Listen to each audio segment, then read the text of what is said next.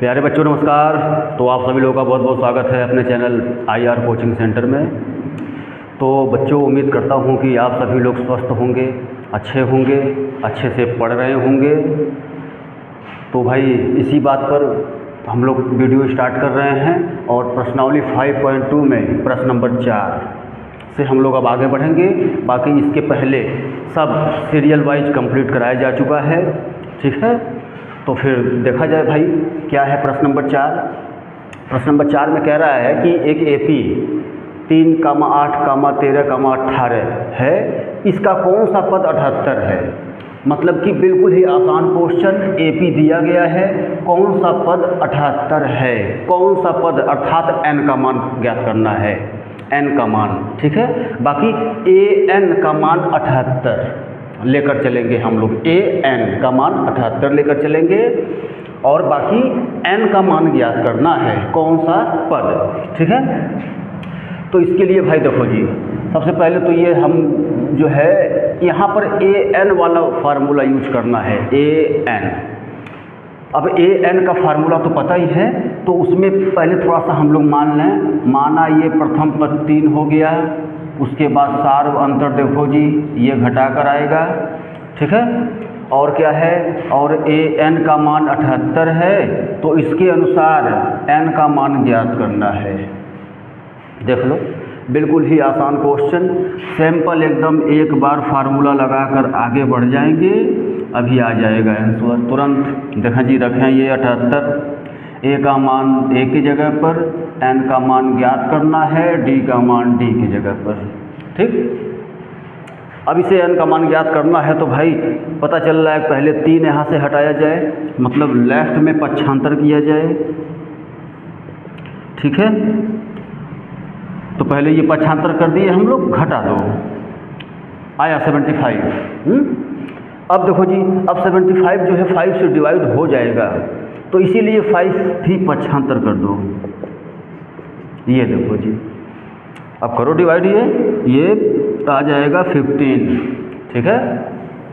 तो यहाँ पर हम लोग काम कर दे रहे हैं, यानी कि क्या बचा, बच गया है 15 बराबर n-1।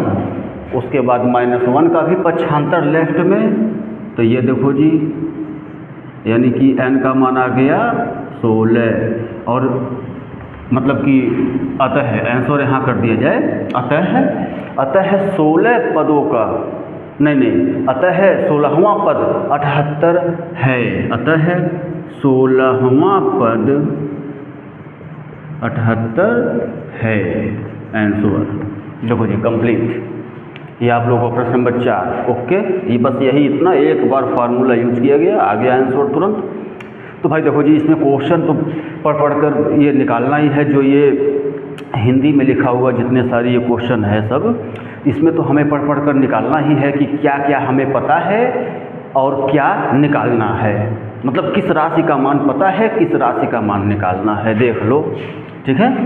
अब जैसे इसमें हम लोग देखो, A का मान दिया है, D का भी मान दिया है, n का मान ज्ञात करना है, AN का मान दिया है, तो ऐसे निकाल कर और सूत्र लगाकर सॉल्व किए। तो फिर अब ये रफ कर दिया जाए और अगले मतलब कि अगला प्रश्न। हाँ जी, तो प्रश्न नंबर 5 देख लिया जाए।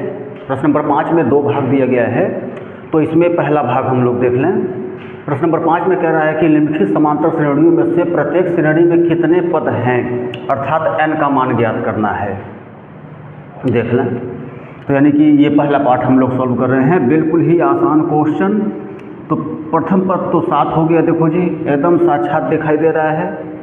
उसके बाद D का भी मान हम आराम से निकाल सकते हैं, ये लो जी, D का भी मान आ गया, ठीक। अब देखो जी, 205 को अगर हम AN मान लें तो इसके अनुसार n का मान ज्ञात होगा, तब देख लो n का मान ज्ञात करना है। तो बस एकदम सिंपल क्वेश्चन, सूत्र लगा दें हम लोग। ये देखो जी, AN का मान 205, A का मान 7, n का मान ज्ञात करना है और D का मान 6।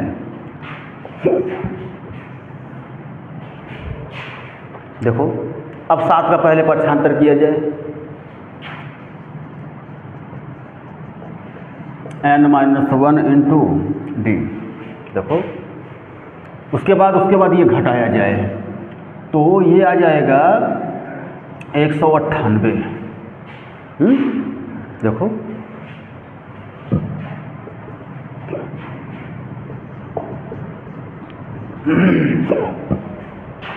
छः का भी पक्षांतर कर दिया जाए, ये देखो जी 6, क्योंकि 6 से ये कट रहा है, 6 त्रिक 18, 6 त्रिक 18, यानी कि n-1 बराबर 33, तो n बराबर 33 प्लस 1 अर्थात n बराबर 34। देखो अतः पदों की संख्या 34 है। अतः पदों की संख्या, देखो जी, तो ये पहला भाग ओके। अब इसका दूसरा पार्ट देख लिया जाए।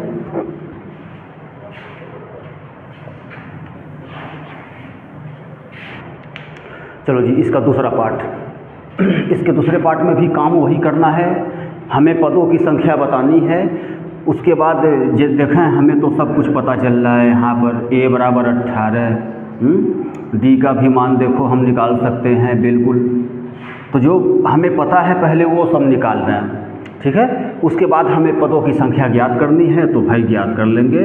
15 दूना 30, 1 31 बटे 2, और यहाँ पर भाई एलसीएम ले लिया जाए तो 31 माइनस 18 दूना 36, यानी कि डी का मान आ गया -5 बटे 2, ठीक। अब देखो जी, अब ए एन ये रहा, ए एन का मान 47 -47, ठीक है ना। और इसके अनुसार हमें पदों की संख्या अर्थात n का मान ज्ञात करना है। तो बस एक बार सूत्र लगा दें ए एन का, देखो यहाँ से अभी तुरंत n का मान पता चल जाएगा। तो ए एन का मान माइनस में 47, ए का मान 18, n का मान तो भाई ज्ञात करना है, डी का मान -5 बटे 2। देखो अब यहाँ से पहले हम 18 का पक्षांतर करें।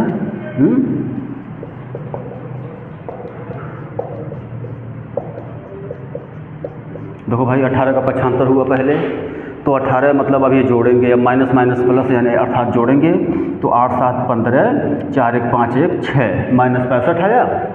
और एक काम करो, ये 2 और -5 भी पक्षांतर कर दो, तो 2 यहाँ गुणे में बनेगा, 5 बटे में बन जाएगा, देख लो।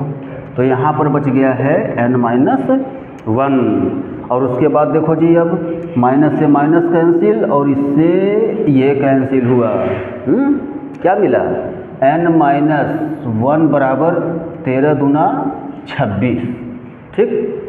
तो ये रफ करके हम लोग यहाँ पर ज्ञात कर ले रहे हैं, आ गया है, बस आंसर तो आ ही गया है। एक काम करो, यहाँ पर काम कर लिया जा रहा है, देख लो। -1 का पक्षांतर कर दो भाई, तो n बराबर हो जाएगा 26 प्लस 1, यानी कि n का मान 27। देख लो आ गया आंसर। अतः इसमें कुल 27 पद है। अतः पदों की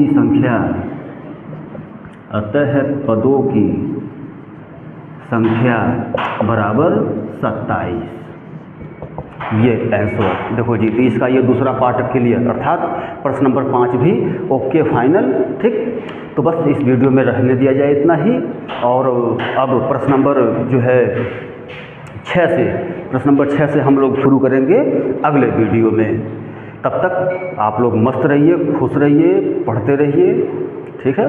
मिलते हैं अगले वीडियो में। धन्यवाद।